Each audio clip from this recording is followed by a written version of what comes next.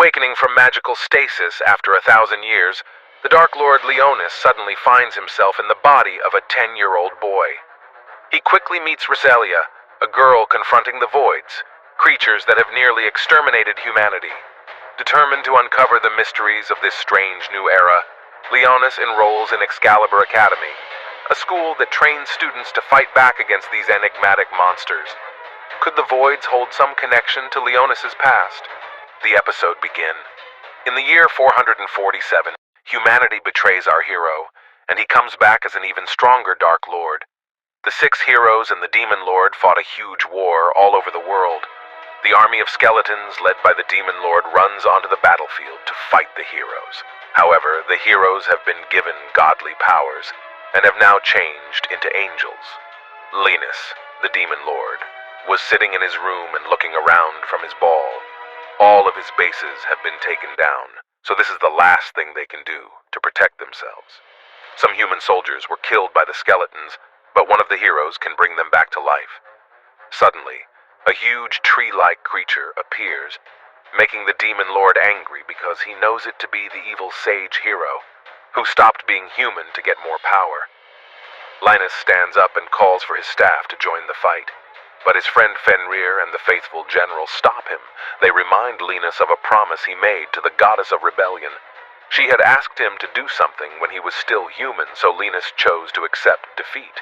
He puts down his staff and walks toward a door as his castle falls apart. Before he went in, he said he would come back after 1,000 years and take his throne back. So, he put his own soul in the grand mausoleum and sealed it there.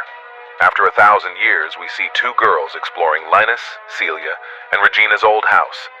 They are going to check out the ruins because they have heard that monsters called voids are making nests there. They walk down a hall and come to a big door. Celia knows it's the king's mausoleum, where Demon Lord kings rest until their last days. Regina tries to open it, but she thinks they need to get something to blow it up. Celia then sees some writing on the door and looks up the language on her phone. She finds out that the door is alive, so she touches it. Suddenly, the door opens on its own. She grabs her gun and goes inside, where she finds a big crystal. Then she sees a person inside and decides to help him. Then we see Leonis in a place that is empty. He sees Riselia, the god to whom he promised to do something. He tells her that he has finally found her, and she tells him that they haven't seen each other in over 1,000 years. Leonis says that he couldn't do anything about the god powers given to the heroes, so he sealed his soul to keep his promise to her. She tells him she's glad he remembers it and walks off into the air. Leonis tries to stop her, but she just tells him that she hopes they'll meet again. While that is going on, Celia is trying to shoot the crystal to get Leonis out of it. He moans about the noise and asks himself if it's already been 1,000 years. He thinks that the reincarnation rite worked. Leonis then sees Celia trying to shoot the crystal. He figures out that she is a person and thinks she is trying to steal from his grave. So he decides to show her how powerful the Demon Lord is again. He breaks the crystal and knocks her down with his magic. He first thinks she is from the tribe of High Elves, but he is wrong. He then plans to kill her by trying to steal from his grave, but he stops when she asks why a child would be locked inside the crystal. He looks at his image and is shocked to see that he is in his human form when he was still a hero. The Demon Lord was a hero in the past. The girl asks him why he was locked inside the crystal and checks on him to make sure he's not hurt. She then gives him a hug and tells him that Big Sister will look out for him. At first, he is angry, but in the end, he passes out. She gives him some cookies when he wakes up later. He thinks that his body is bad because he passed out from something as simple as hunger. But Celia was there to save him. She then asks if he's okay, says she's a 15-year-old student at the Holy Swordsman Training Institute, and asks for his name. Leonis tells her his name and thinks he can use her to find out what's going on in the world. She sometimes says his name out loud and says it's cute. He doesn't like that his name used to mean chaos and fear, but now a random girl thinks it's cute. Then he finds out that his role as Demon Lord has been erased from history. She asks him how old he is, and he says he's 10. She then asks him if he remembers the monsters from the void who took him away, but he doesn't know what she means. She then says that gaps are enemies from another world, and that she and her schoolmates are knights who use swords to fight them. Leonis is at first confused, because 1,000 years ago, people like him, Demon Lord, and the Goddess of Resistance, were the world's enemies. Then, Celia says that she and Regina were looking into these ruins because they think it might be a void base. He knows that she just happened to find him, but she told him that the door was locked until she touched it. Then he asks her how old she is. She tells him it's the year 64, which throws him off. They hear a big boom, all of a sudden, and Celia gets a message from Regina saying that she ran into big holes. Celia grabs Linus right away and says she will protect him. Celia tries to shoot down a giant void that comes through the door. He gets angry because they are breaking down his grand mausoleum. He tries to use his magic to stop them, but he trips and falls on his face. She tells him to stop and shoots into the void, but all it does is make him laugh. It's Regina and her huge gun. All of a sudden, a laser beam destroys the void's arm and shoots its body down. When the void stands up, Regina turns into a gun and shoots it in the chest. Even though she was shocked to see Linus, Regina just told Celia to leave and get away while she held down the void, which heals her cut. The two run away, and Linus thinks that nothing went the way he planned. His spell to change back into a human failed, so he went back to being a human before he became a demon lord. Aliens have taken over his grand mausoleum and are ruining everything. He wants to deal with them, but he can't because the girls are there, and if he shows his power, he won't be able to use Celia to learn more about the world. Then Celia says that they are almost at the top, but a crystal falls and turns into a wyvern void. This is nothing like the wyverns he usually sees. Celia tells Linus to get away from the monster while she deals with it. Her gun then changes into a sword and she gets ready to fight the monster. Linus, however, just ignores this and starts to cast his spell to kill the monster. Celia pushes Linus away and tells him to run, and Linus cuts her in the stomach. She is lying on the floor in a pool of blood, and Linus can't understand why she did it. She tells him to run and get away with Regina in her last words, but Linus moves closer to her. As the wyvern gets closer, another hole opens up. She says she's sorry she didn't protect him, and then she closes her eyes. Linus will hold her hand until she dies, but he thinks she is a fool. He only kept her to find out more about her, but she chose to die to protect him. In fact, he could have easily blocked the wyvern's weak attack with his power. He wanted to know more, but he didn't think she had anything to offer him anymore. But she reminded him of Riselia when she defended him, which showed that when Linus was the hero, the people he tried to save turned against him. He became the Demon Lord because of this. More voids show up and try to attack him, but his magical shield stops everything. He thinks it's annoying to be human again because it makes him feel things again. The voids keep throwing out strikes, but they are all blocked. Then he turns around and calls his staff to him. He tells the voids that he became attached to Celia's bravery and plans to punish them for disturbing his castle. He casts a level 8 gravity magic, and the pressure from the spell breaks a void. Another void tries to attack, but he just stops it with his barrier and changes it so that it attacks with spikes. The last void tries to escape by flying away, but he just jumps and casts another level 8 fire spell to fry it up. But there was one thing he didn't think would happen. After using the magic, the bones of the void were still there, which had never happened before, not even with dragons. He thinks it's because the amount of mana he has now is only a third of what it used to be. Then he sees that Celia is barely still alive. Since he is the Demon Lord, he usually doesn't care about human lives, but he still knows her because she tried to protect him. He can't heal her with holy magic, but he can use any spell that has to do with death, so he decides to use his power to bring her back to life. He uses a spell to bring back all the blood she lost, which heals her cuts. In the meantime, Regina kills the ogre void and tries to get in touch with Celia, who is still asleep. Leonis hears it and thinks it's amazing that technology has come so far in such a short time. When Celia finally wakes up, she hugs him right away because she's glad he's safe. She then looks at her cuts and can't figure out how she's completely healed. She doesn't know what to do because she thinks she died. Leonis then tells her that he healed her back with holy magic, but she doesn't know what magic is. He then learns that Celia and Regina didn't use spells to fight the voids. Instead, they used their advanced magic weapons. He knows that people can't use magic in this time, so they use magic tools that don't require practice or hard work. Celia is still confused, so she asks him if he used the power of a holy sword. He doesn't know what she means. She tells them that some holy swords can heal.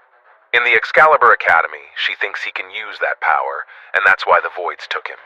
She then gives a full description of what holy swords are and how they work. Basically, people use their power to fight voids. Humanity almost lost the war against the Gaps 60 years ago. But children woke up the power of the holy sword to control fire, wind, and other things. He realizes that this power is different from the one he uses, so he chooses to keep it secret. When Regina shows up, the girls ask what happened to the empty space. Leonis tells a lie when he says that it went away while he was shaking with fear. Then they decide to leave the ruins. Celia asks Linus to ride her bike with her, which makes him confused. He joins her, and as they drive back to the school, Regina keeps teasing Leonis. After a long drive, Linus can finally see the city, and he realizes that it's the 7th attack garden. Check out the next movie. We'll see you next time. Regina and Celia think about the day as they all make their way to the top. That terrible day, Celia's parents died. The mobile fortress as a whole was attacked, and the kids and people who couldn't fight had to hide.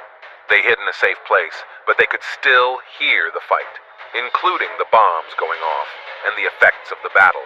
In fact, their light goes out and then comes back on all of a sudden. It's not a surprise that the little kids are afraid to support each other.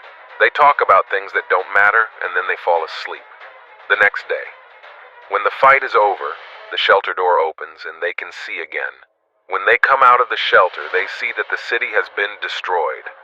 Almost all of the nobles who fought in that fight died in it. Celia falls to the ground and starts crying right away as she thinks about her parents. Regina tries to comfort her as they both think about what awaits them in the next life. At this point, they take Leo to the 7th mobile fortress, Leo. From afar, he sees the building and asks them what it is. Is that where they were going? They told him how important the fortress is to them, and how they keep it safe. In fact, Celia says that they are protecting it, and that she would do anything to keep the fortress safe. She can't hide who she is or her responsibilities any longer. When they finally get to the fortress, it's much bigger than Leo thought it would be. There's more to it than that. He calls it an island, but they tell him that their fortress is actually a giant float, and not really on the ground. They're trying to push it toward the ocean so that they can attack the void from behind and win the battle, which they have already done. Talk like this. Cellular gets a call saying that she sent the kids information to the government. Leo saved her life when she was almost dead, so she was already under his control even if she didn't take him. Leo has no idea what they are talking about. He has no idea what they mean with their words. He then asks them to explain more, telling him that they believe he is one of the lost children from Void's invasion, and that they are sure his family has been looking for him. They offer to find his home. He can join the school while Celia tries to explain how it works to him. Regina says she has to leave and asks to get everything they need from the store. Regina leaves, and Celia tells Leo that he needs to do this before he can join the school. He has to do certain things in a certain way, so he has to stay there for tests. The tests are standard procedures that all new members must go through. The school is where young kids are trained to fight and protect the city, in exchange for being given great powers by the gods to defeat voids. After her short speech, the school would give them all a new start in life. She tells him to go inside and says she'll meet him at the gate then. She quickly rides off on her bike and he walks into the building. There are many things that worry him. Before he fell asleep about 1,000 years ago, things were really not going as planned. People have come a long way. There have been many cultures and growths. There are now other enemies they have to fight, the Gaps.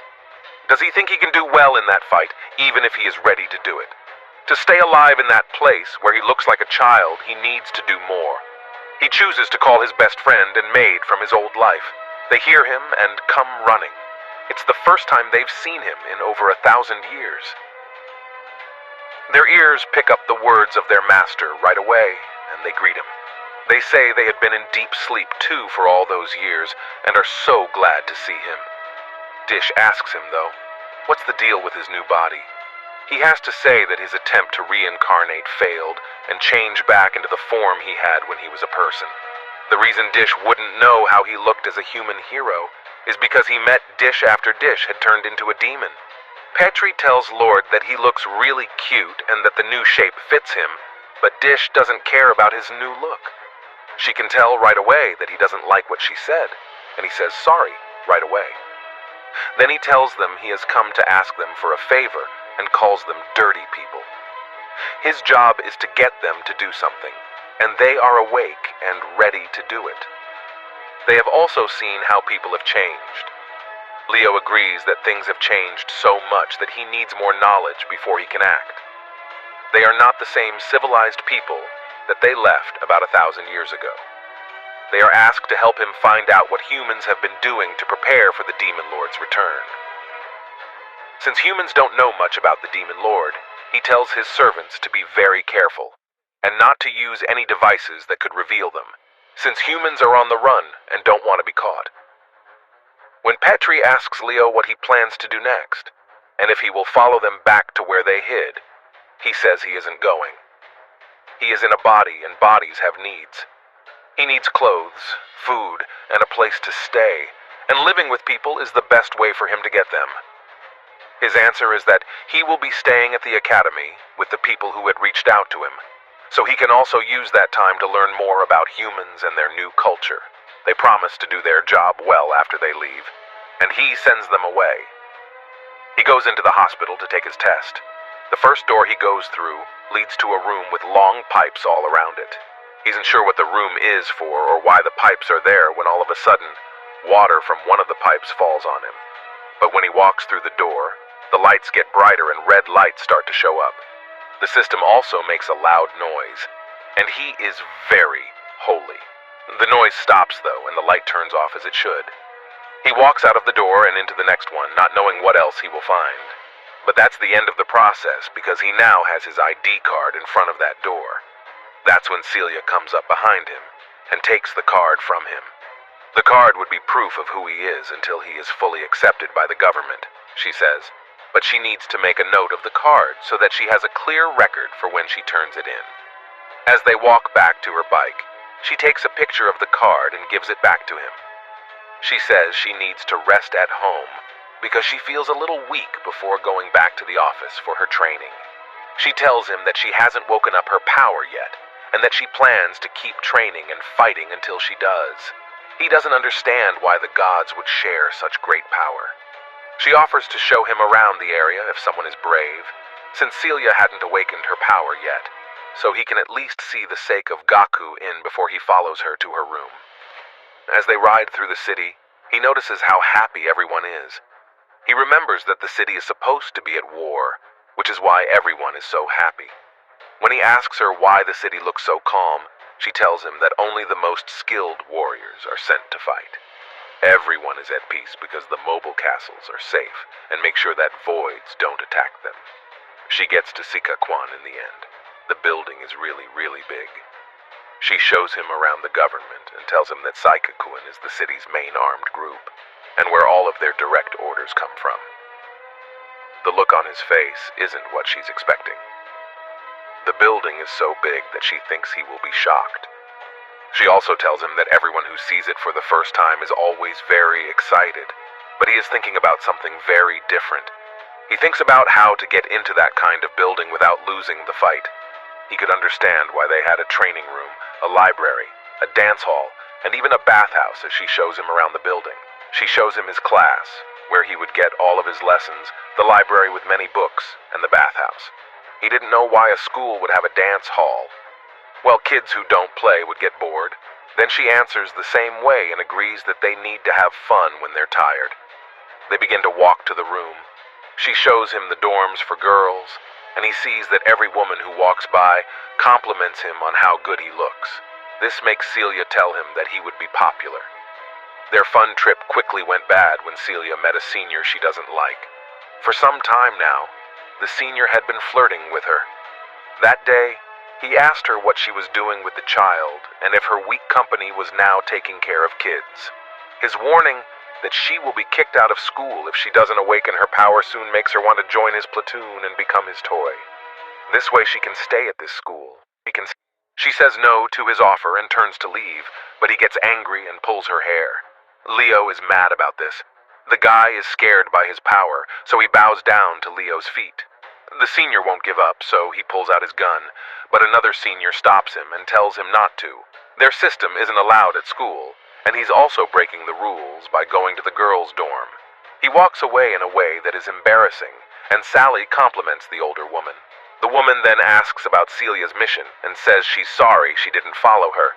She measures Leo for his uniform, and Celia feels weak. Once more, Sally stops on the tree for a while and continues the trip later. They get to Celia's room in the end. Other dorms Leo has seen on his way look a lot younger than this one. She tells him that the school is built on merit and that the only way to get a nice room is to be one of the smartest people there. Regina is already asleep when she gets there, so she takes Leo to her room. While Lou is taking a bath, she asks him if he would like to join her platoon, Moon. Her squad is weak because she isn't strong, but she needs to stay at school and seal her stay. He is scared when she walks into the bathroom and sees him naked. She treats him like a big sister, so she offers to help him wash his hair with shampoo. He reluctantly agrees, and as she does, she tells him that every platoon will be all over him because of his healing power. She says she won't be mad if he doesn't come with her because she wants them to stay friends. He does, however, plan to join her. He tells her she doesn't need to be at that school because he doesn't trust other people to help her if she is in danger. She knows she can't defend herself when she feels helpless. She says she wants to be safe. Then she passes out. Leo pulls her on close and has her mouth on his vein. He tells her that he was lying. She asks him if he has healing powers. He says no, he only has dark powers, he informs her.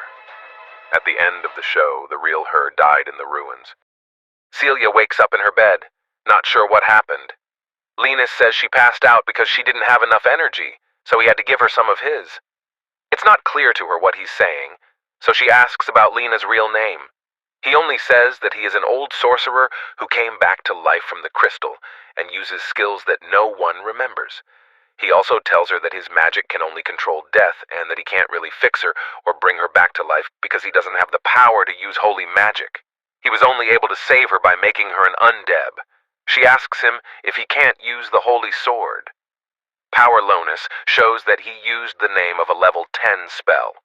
Create Elder Undead.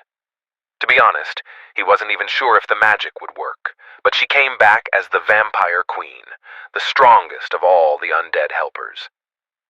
She worries about being a vampire, but Leonis tells her that she didn't have a mother, so her vampire urges made her drink some of his blood. She believes him, and he says he's sorry he wasn't able to save her properly. Lexus decides to listen to her story when she asks. 6 years ago, she lost her city to protect her parents from an attack, and she tells him about it. They both used holy swords and did their best to keep the city safe, she says. She is sad, though, that she had to stay in a home with Regina. After that, she trained to bring the holy sword to life and fight gaps. He doesn't know that she can still make a holy sword appear, so she asks him. He just tells her that being a vampire queen has made her a lot stronger. She's still a little scared, but her mood changes when Lena's stomach makes a noise. She makes fun of him and says that he's already spent more time in a girl's room than eating. They go to the cafeteria, and she asks if she can still eat normal food since she's a vampire. Leonis tells her yes. Because she is a high-ranking one, she can. She will get better after eating, but it takes too long. That's not the best way for her to get her power back. She asks him if he knows what he wants to order yet. He asks for bread since he doesn't know how to make most of the dish. While she is telling him that he needs to eat well, he brushes it off by saying that undead don't need it. She gets upset by this, and he sees that she's not used to being dead. He tells her he's sorry, and in the end, he does what she says. After that, he says he has money and shows a gold coin. In secret, he's telling himself how rich a demon lord is. It turns out he's broke when Celia asks him what he is, and he tries to say that he's a rich guy who can buy the whole business. He is hit hard when Celia tells him that real gold or money is useless these days because everything is bought with credits. After that, they heard a girl talking to two guys in the background. The guys make fun of the fact that she's not wearing the school uniform and try to take advantage of the fact that one of them has her hold. With her wooden sword, she quickly knocks them down. The girl then scolds them and says she's allowed to dress that way. The guys then run away. Celia runs to the girl quickly and calls her Sakuya. Says Sakuya. Everything happened. She was supposed to be in a tactical drill, but she snuck out because it was boring and chose to gamble until she was caught by those two guys. Then, she talks about Leonis and says that Aline already brought him up. Celia sticks to her story that he was taken by Gaps, and she saved him. Sakuya then tells him her name and shakes his hand. Is she someone who has spent her whole life training for the sword? He asks himself how long she has been training. Then Celia tells Sakuya that she is herself, Platoon's vanguard enemy, and pays for everyone's lunch. While they're eating, Leonis asks Sakuya a question. As for why she's dressed that way, Sakuya says it's traditional clothes from her home country and a gift from her sister. Voids struck and destroyed her village, and she was the only one who made it out alive. She is now working out to get stronger and get back at him. Luce says she's sorry for asking about this, and Sakuya says that normally everyone has to wear academy clothes, but since it's a gift from her sister, she was allowed to wear it after the meal. Celia and Leonis go to the training grounds to register his magical sword. He meets Alto, the teacher who is in charge of his test. She tells him that she is going to check out his holy sword to see what kind it is. After that, he calls up his demon, Lord Staff, and Alto questions. He's a support who can do all sorts of things depending on the situation, Lena says about his skills. Then he saw some robots and asked what they were doing. Celia says those tools are void or simulators, and that they can copy void patterns of battle.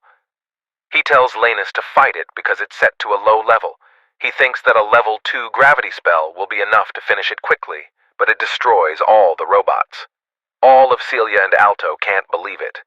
Alto asks how he was able to beat that robot and if his holy sword is really a support type. People around her start to look at them because she wants to know more. Then she starts ramming the void simulator to a higher level, but the annoying Muel shows up and stops them. He wants to take care of the test. Leonis tells Mel he's on the same level as the robots to make fun of him, but he doesn't mind. The man gets so angry that he calls his holy sword a Harry Potter wand, and his pet girls do the same. Celia says that a 5-on-5 fight isn't fair, but Mule just says that his holy sword can control other people as his weapon. And Lexus is full of himself when he says he will beat the 5 noobs. Celia agrees to help him fall for Muzel's plan, because he will let her help Leonis as long as she meets one condition. It's possible that she will become his toy if she loses. Leonis knows that Celia only wants to clap, so he plans to use that to his advantage. He agrees to the terms, but if he loses, he can't bother Celia ever again. The guy is so stupid that he ends up being too sure of himself and agrees, as you know. Celia starts when Leonis tells her that no one can touch his girl, getting red. Then Celia asks Alto for a training sword, which is a copy of the holy sword made just for practice. After getting ready, they decided to begin. Celia sped forward and hit one of the girls, knocking her down. Then she tries to get Mule, but another girl stops her. Lena does nothing but watch, thinking that her natural features have gotten better, since she turned into a vampire queen. Celia has to parry the Pebbles Mule, because one of the other girls hits her with her weapon. He tells one of his pets to take care of Leonis while Celia is busy because he's a loser. The girl charges forward and attacks with lightning, but Leonis only uses a low-level move, spell to block it with his shadow, and then he holds the girl back with it. Then Celia starts to get the upper hand on the first 2 girls she's beating. The 3rd girl steps forward, but Celia knocks her out. Then Celia chooses to deal with Mule, but all he does is use his wand to stop her. He tells her that this is his real power, the holy sword of dominance, and she starts to understand what's going on. He takes the sword from her and tells her all the dirty things he's going to do to her later, but first, he chooses to deal with Leonis, who is in a bit of a tight spot because the other 3 girls got up and are surrounding him. Well, Leonis, thinks he could use a level 2 spell to kill them all right away, but all of a sudden he hears Celia talking to herself about how much she wants to protect him. After that, she begs her holy sword to show up. A bright light shows up on her hands because she really wants something. After that, the light changes into a holy sword. Regina, who had her holy sword out, could not believe what she saw. Celia is able to get away from the chains. It's clear that Newell is your loser. What is going on that makes people not believe it, letting Celia move quickly, without any other choice? She breaks his wand in half, freeing all the girls he was controlling. He gives up like a pathetic loser. Everyone cheers for Celia, even Regina, who hugs her right away because she's so happy that she was able to bring her power back to life. Celia can hardly believe she did it later. Lexus helped her, but she thanked him, but he told her she had to do it because it was her duty. She's not sure what to do, but he tells her that it's her job to protect her boss. Even though she doesn't get it, she laughs it off and tells him she will guard him. It's her choice to ask him for a favor after she pats him. So that he can make her stronger, she asks him to join her guards. He agrees to the deal right away. They have a party to welcome them, and Rega cooks a huge meal. The party is also a celebration of Celia's holy sword. Getting up, Aline and Sukuya applaud her and talk about how well he did on the test. They then quickly ask if Celia has already named her holy sword, but she brushes it off. After that, Aline calls Lexus to her room so she can look over his work. This starts the real talk. Their dorm is full, so Luce will have to find a place to stay with someone else. Regina quickly gets to the subject she wants to talk about. During the clap session, she even promised to bake him treats every day.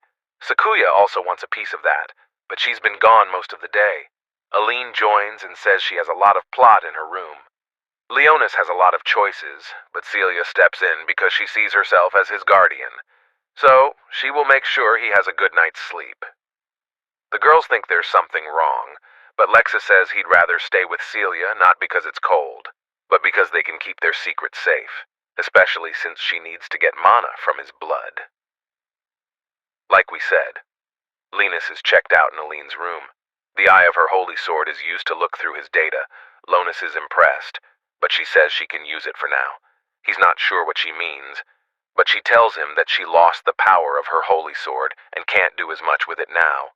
She says that she was in the 7th platoon, which used to be the best group, and that she was their main attacker. Up until 6 months ago, they would often go on void elimination missions. Before they knew it, they were being attacked by holes while looking into some ruins. It was a trick. It was too late now. The group broke up, and she was the only one left alive. After that, she lost most of her power and locked herself in her room. But Celia went to see her so often that she agreed to join the platoon. After looking over all of his molecular information, she finds something interesting. It says that Lupus likes to look at story. She tells him it's bad to be bad. He then sees a map on her screen and asks if he can look at it. She agrees and gives him a tablet with the map on it. As he looks it over, Lupus sees that the void distribution area has changed over the last few months. He then calls Blaka to him and learns from him that the gaps are a lot like the monsters the Dark Lords used against people. Then he tells Blackass to look into the places shown on the map. Black is gone, and all of a sudden, Sherry shows up. She has a story, too. She learned something about people. They found out how to make donuts. Luce finds it and tastes it. Good taste. He knows she's only been eating the whole time when she starts taking more food out of her bag. He gets a little mad, but she tells him that she also learned something. People don't know anything about demons, Lord. They don't even know about the war 1,000 years ago between the Dark Lords and the 6 heroes or the gods from the past. He tells her to keep looking into it. Then Sherry says that Celia became Lena's servant. He doesn't understand why she sounds so upset, but she ignores him and calls him a fool. It makes him mad. It is said that Celia is a vampire queen who has the secret holy sword power. She is the first thing they need to do to change his spirit lord's army. She gets mad at him and tells him she hates him as she runs away. At the same time, a group of divers is looking into the ruins below. They find a huge tree that looks like a face. The tree starts to strike and call out Lon's name. The divers will watch the next film. See you on the next one. That night, 2 divers were exploring the ocean floor and saw a strange creature.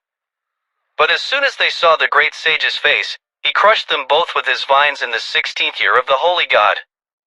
The calendar, an ugly loser who never learned how to open his eyes, led Leo to the site of a huge orc that was killing the nearby villages. Leo was one of the world's 6 greatest heroes. But the man opened his eyes for the first time ever. When they got to the site, Leo looked around to see where the monsters were, but saw that the man was gone because he was scared and tried to draw his sword. 3 mages used barrier magic to stop him from moving, and when they caught him, 5 more troops ran over and put chains around his neck. Even though they held him still and pulled him up, he was able to free one of his legs.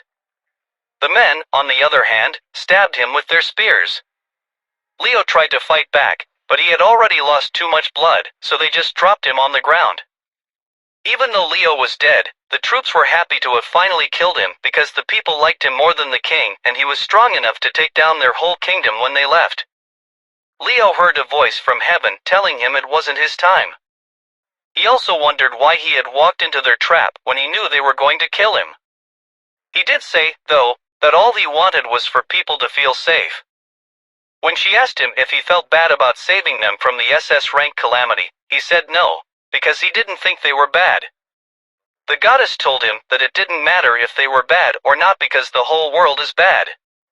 To start a revolt against the world, she invited Leo. When he asked her why, she told him. He was the only one she told him. She was able to ask for help, but then she admitted she was lying.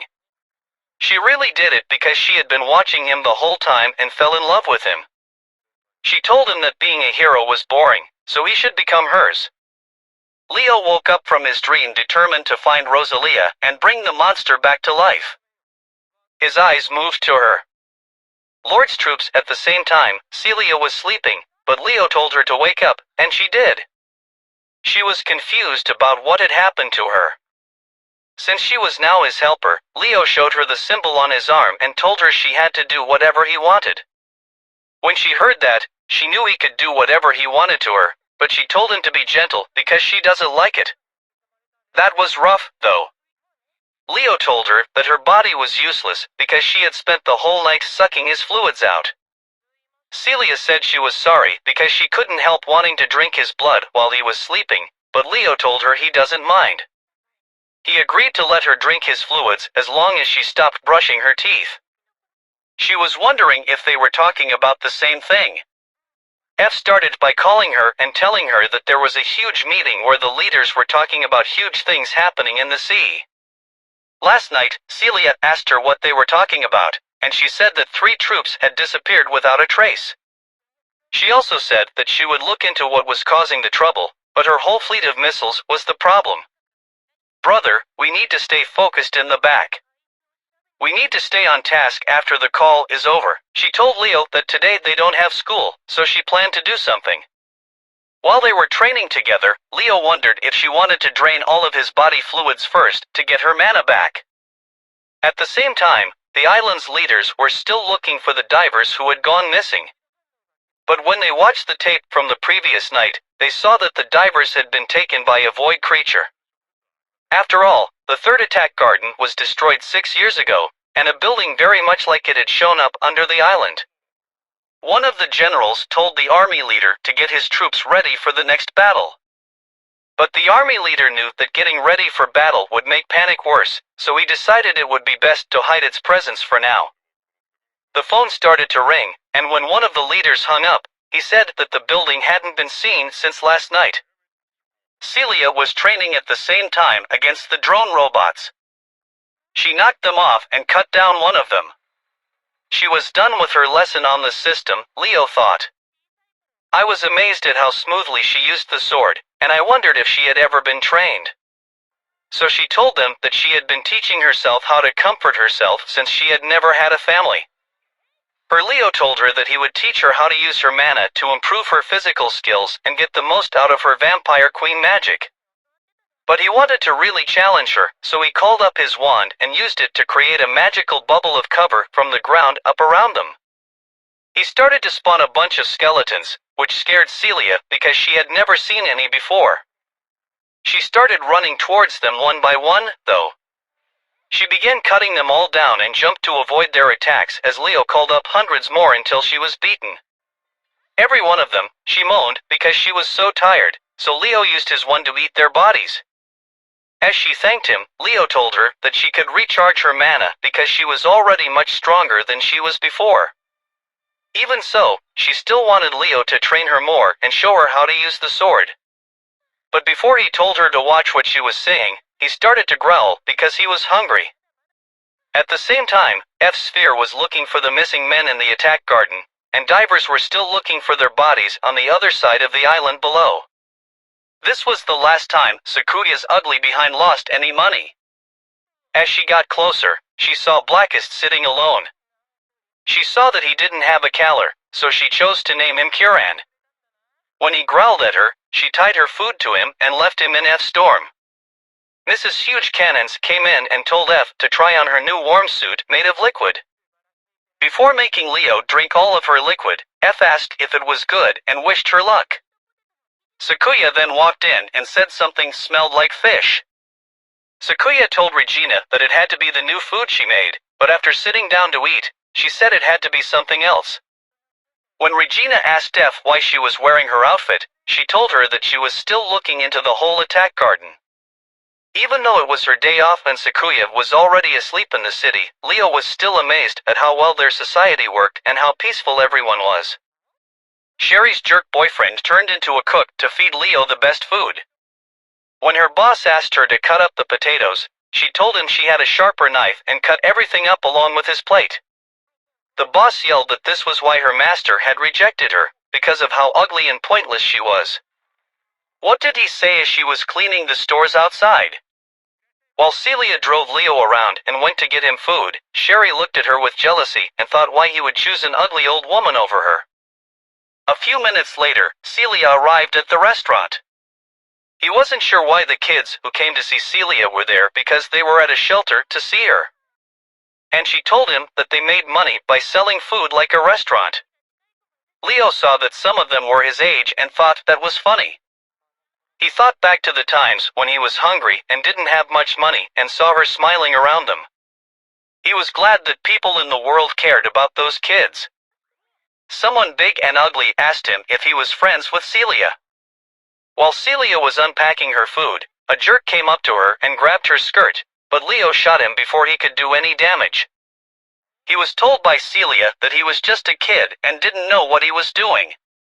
He got his shadows out of the way. When the orphanage guardian finally showed up, Celia told her that he was the lead she found in the dungeon. So everyone ran and thought he was the coolest guy for being able to stay alive against gaps.